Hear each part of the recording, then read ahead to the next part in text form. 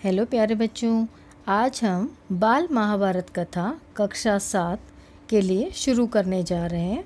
तो इसके अध्याय हम सभी पूरे करेंगे। एक एक वीडियो में मैं एक एक अध्याय डालूँगी। तो आज शुरुआत हम पहले संक्षेप महाभारत कथा से करते हैं। आइए शुरू करें।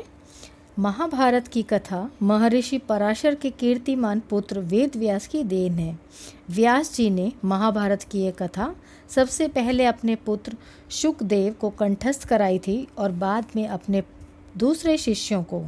मानव जाति में महाभारत की कथा का प्रसार महर्षि वैशंपायन के द्वारा हुआ। वैशंपायन व्यास जी के प्रमुख शिष्य थे। ऐसा माना जाता है कि महाराज परीक्षित के पुत्र जनमेजय ने एक बड़ा यज्ञ किया। इस महायज्ञ में सुप्रसिद्ध पौराणिक सूत जी भी मौजूद थे। सूत जी ने समस्त ऋषियों की एक सभा बुलाई। महर्षि शौनक इस सभा के अध्यक्ष हुए।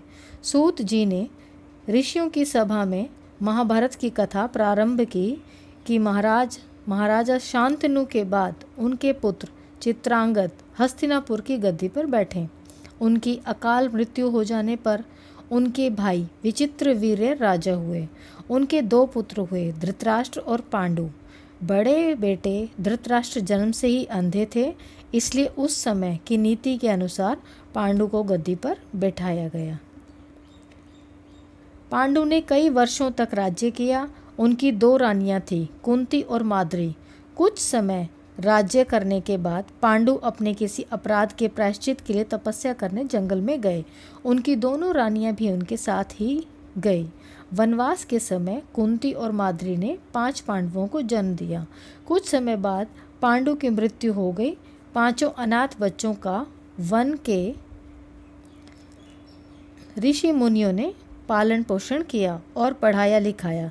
जब युधिष्ठिर 16 वर्ष के हुए तो ऋषियों ने 5 कुमारों को हस्तिनापुर ले जाकर भीष्म पितामह को सौंप दिया। 5 पांडव बुद्धि से तेज और शरीर से बली थे। उनकी प्रखर बुद्धि और मधुर स्वभाव से ने सबको मोह लिया था। यह देखकर धृतराष्ट्र के पुत्र कौरव उनसे जलने लगे और उन्होंने पांडवों को तरह तरह से कष्ट पहुंचाना शुरू किया। दिन पर दिन कौरवों और पांडवों के बीच वैरभाव बढ़ता गया। अंत में पितामह भीष्म ने दोनों को किसी तरह समझाया और उनके बीच संधि कराई। भीष्म के आदेशानुसार कुरु राज्य के 2 हिस्से किए गए। कौरव हस्तिनापुर में ही राज करते रहे और पांडवों को एक अलग राज्य दे दिया गया, जो आगे चलकर इंद्रप्रस्थ के नाम से मशहूर हुआ। इस प्रकार कुछ दिन शांति रही। उन दिनों राजा लोगों में चौसर खेलने का आम रिवाज था। राज्य तक की बाजियां लगा दी जाती थी। इस रिवाज के मुताबिक एक बार पांडवों और कौरवों ने चौपड़ खेलना कौरवों की तरफ से कुटिल शकुनी खेला। उसने युधिष्ठिर को हरा दिया। इसके फलस्वरूप पांडवों का राज्य छिन गया और उनको 13 वर्ष का वनवास भोगना पड़ा। उनमें एक शर्त यह भी थी कि 12 वर्ष के वनवास के बाद 1 वर्ष का अज्ञातवास करना होगा। उसके बाद उनका राज्य उन्हें लौटा दिया जाएगा। द्रौपदी के साथ 5 पांडव 12 वर्ष वनवास और 1 वर्ष अज्ञातवास में बिताकर वापस लौटे, पर लालची दुर्योधन ने लिया हुआ राज्य वापस करने से इनकार कर दिया। अतः पांडवों को उनके राज्य के लिए लड़ना पड़ा। युद्ध में सारे कौरव मारे गए। तब पांडव उस विशाल साम्राज्य के स्वामी हुए।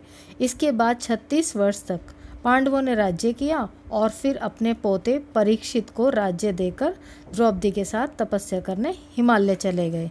संक्षेप में यही महाभारत की कथा है। तो अगले अध्याय जब हम शुरू करेंगे तो उसके हम अगली वीडियो बनाएंगे। धन्यवाद।